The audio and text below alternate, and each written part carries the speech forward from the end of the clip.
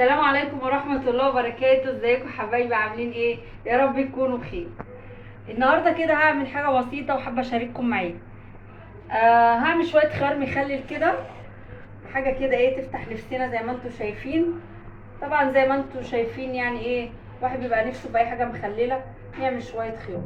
طبعا معانا خيار كده زي ما انتم شايفين بلدي حلو صغير، اهم حاجة يكون بلدي.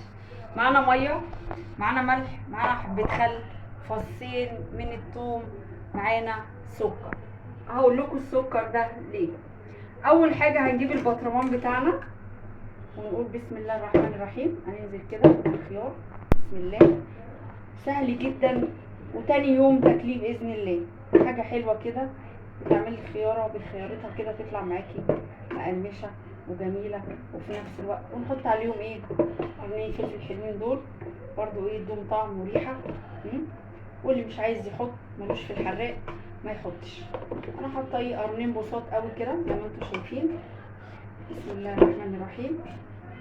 عايز تعملي كتير اعملي، انا عامله كيلو على قدي صغير كده، بحيث ان ايه ما يبقاش عندي كتير وفي نفس الوقت ايه اكله ايه طازه زي ما انتم شايفين.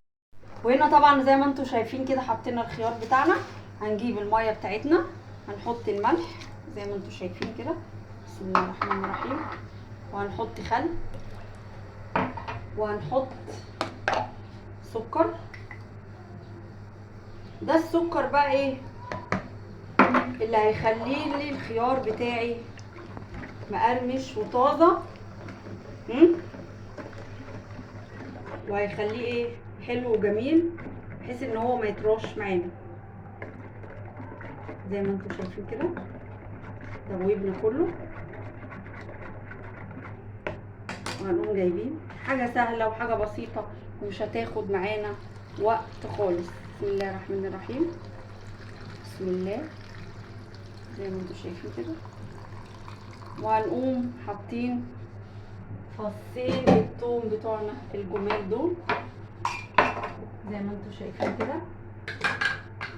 وهنقوم مغطين البطرمان بتاعنا خيار حلو تحفه زي ما انتم شايفين كده. هيطلع معانا بالمنظر ده، وبالهنا والشفا اللي يعملوا، بالهنا والشفا اللي ياكلوا. وما تنسوش بقى يا حبايبي اللايك الجميل بتاعكم والاشتراك عشان يوصل لكم كل جديد انا بعمله. واشوفكم في يوم جديد مع اكله جديده، ومع الف سلامه.